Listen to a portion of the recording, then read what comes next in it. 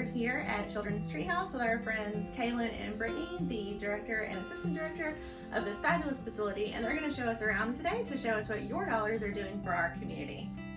Okay, let's get started.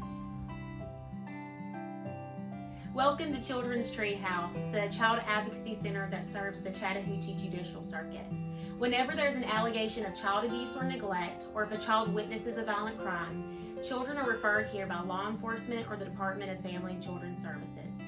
Upon coming to Children's Treehouse, families are greeted here in our lobby by our victim advocate. The lobby is supposed to be a safe, comfortable place for our young kiddos as well as our teenagers and our adults with cognitive disabilities. In here, families go over the paperwork with the victim advocate, the process is explained to them, and any questions or concerns they might have are addressed. Before the establishment of child advocacy centers, whenever a child would disclose abuse and law enforcement or CPS opened an investigation, children were interviewed multiple times. Research shows us how traumatic this can be and how detrimental this can be to a criminal case in a court proceeding.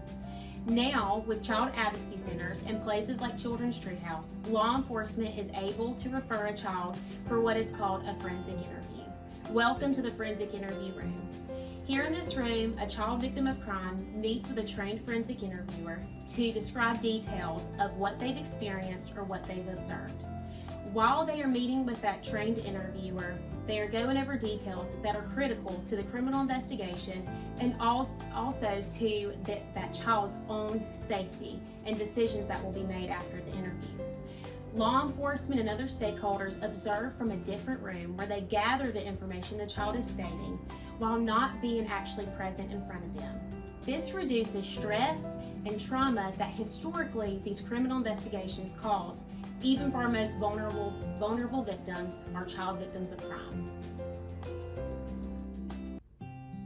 Welcome to our exam room.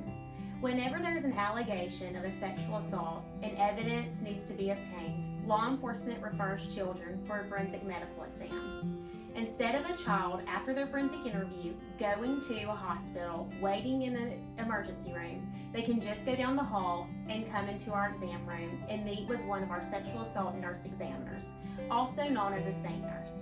In here, SANEs are able to look over the child all over their body, including their genitalia area, to observe for any abnormal or injuries or scarring to the child's body. This is a non-invasive exam, less traumatic, and is utilized with what we call a cortex flow. The cortex flow is able to capture any type of injury or abnormal marking on a child at any part of their body. The nurse is able to document a forensic medical exam report to release over to law enforcement for the purpose of the criminal investigation.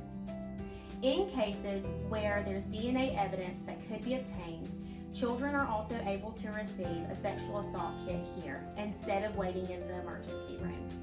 Here, the SANE nurse is able to swab for any DNA and able to meet with the child to discuss any concerns they might have regarding the exam or the investigation as a whole. So this is our care closet that we recently implemented. And in the event that law enforcement has to take a child's piece of clothing to use for evidence or to send off for testing, we want to make sure that a child is able to walk out of here with something new.